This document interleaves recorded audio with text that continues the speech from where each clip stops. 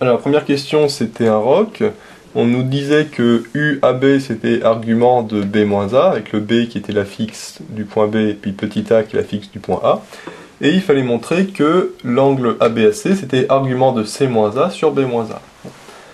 Ici ça va être assez rapide. En fait on va partir de ça, ABAC.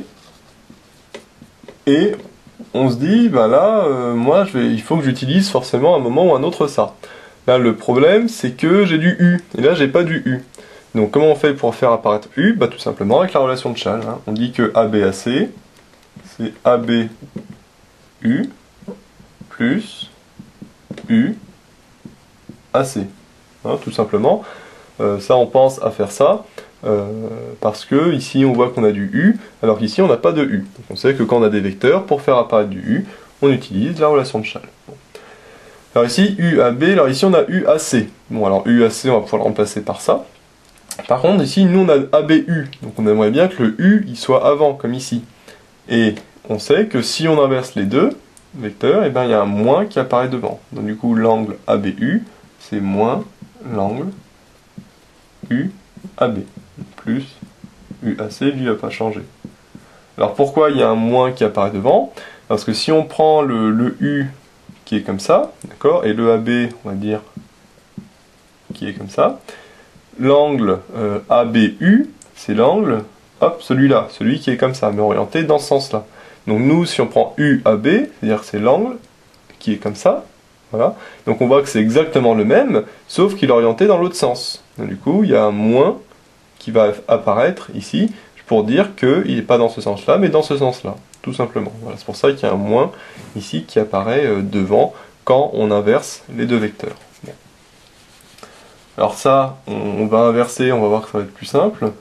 Donc ça fait UAC, d'accord, moins UAB. Là j'ai juste inversé en disant que moins UAB plus UAC, c'est UAC moins UAB. Alors pourquoi on faire ça? Parce qu'on sait que UAC, donc on va appliquer la formule, c'est l'argument de lui moins lui. Là c'est AB, donc c'est B moins A, on voit que c'est le deuxième moins le premier. Donc là comme c'est AC, ça fait C moins A, le deuxième moins le premier. Et moins UAB, hein, c'est ici, c'est l'argument de B moins A, le deuxième moins le premier. Bon. Et ça on sait d'après le cours, que argument de quelque chose moins l'argument de quelque chose, c'est comme en gros la fonction ln, c'est l'argument de lui sur lui. C'est l'argument de c moins a sur b moins a. Alors ça on rappelle que c'est comme la fonction ln, quand on a ln de b moins ln de a, c'est ln de b sur a. Ben là c'est pareil, argument de b moins argument de a, c'est argument de b sur a. Voilà, c'est le même principe, c'est argument de ça sur ça. En gros le moins devient indivisé quand on regroupe dans un seul argument. Et ben voilà, c'est fini. Parce qu'on a montré que ABAC, ça va aller argument de C-A sur B-A. C'est bien ce qu'on voulait montrer ici. Donc là, il n'y a aucune difficulté. Alors, comme ça on a vu dans le cours, pour un peu se rappeler de la formule, parce que ça, on nous demandait de la redémontrer, mais d'habitude, on la donne directement comme ça, sans démonstration dans les exercices, hein, on peut l'utiliser comme ça. Pour se rappeler, on se souvenait que c'était un 0 à l'envers, en fait. C'est Z, ça fait un Z comme ça. Donc si on fait un Z, ça fait CABA. Si on fait, ça fait CABA, dans l'ordre qu'on les voit. Et là, on faisait dans l'autre sens. C'est de la fin vers le début. CABA. Voilà. Donc là, on voit que ça fait CABA. Donc là, et donc là, si on va de droite vers la gauche, ça fait CABA. Voilà, c'est inversé, parce que souvent avec les vecteurs, c'est toujours le deuxième moins le premier. Donc là, c'est pareil, hein, on fait le Z de 0, ça fait CABA, et donc CABA. Il faut bien penser par contre à aller de la droite vers la gauche et pas de la gauche vers la droite. Voilà. Donc là la seule difficulté c'était au début ici pour partir parce que on voyait qu'on n'avait pas de U et donc il fallait penser à faire apparaître le U avec la relation de Chasles. Mais une fois qu'on avait fait ça, après il fallait juste penser ici à inverser les deux et à mettre le moins devant et après il n'y avait aucune difficulté, c'était juste du calcul. Donc voilà.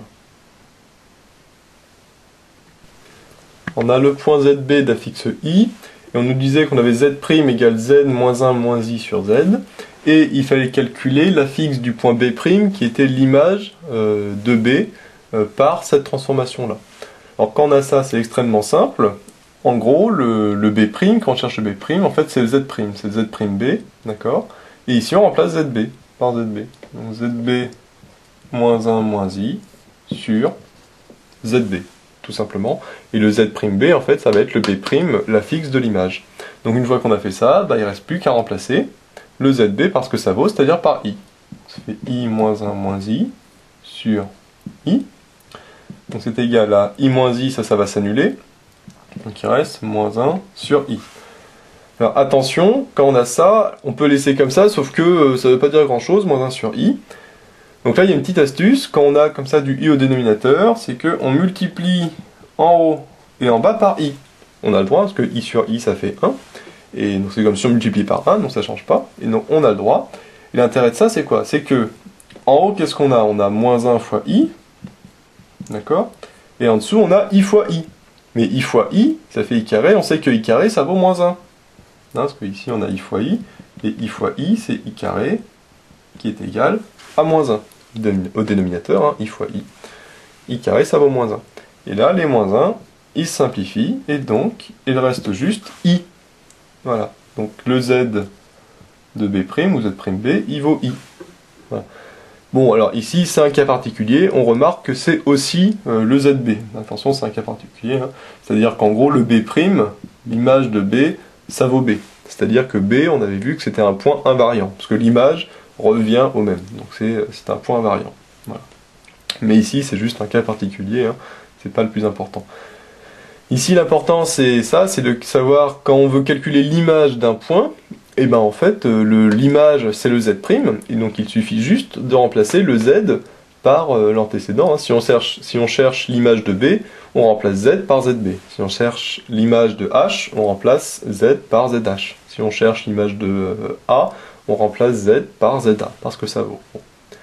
Et ce qu'il faut retenir aussi, c'est ici la petite astuce, quand on a moins 1 sur I, on laisse pas comme ça, parce que ça ne veut pas dire grand-chose, on multiplie en haut et en bas par I, parce que l'intérêt c'est qu'en dessous on a du I carré qui vaut moins 1, et en plus ici, c'est très bien parce que ça se simplifie avec le moins 1. Alors ici ça se simplifie, des fois ça se simplifie pas, mais en dessous quand on a moins 1, du coup c'est beaucoup plus simple, on met un moins devant, et la fraction devient beaucoup plus simple. Et à la fin, ça fait I, et on voit que ça fait ZB. Alors que quand on a moins 1 sur I, on ne voit pas tout de suite que ça fait I. En fait, si on fait la petite astuce ici, on voit que ça fait I.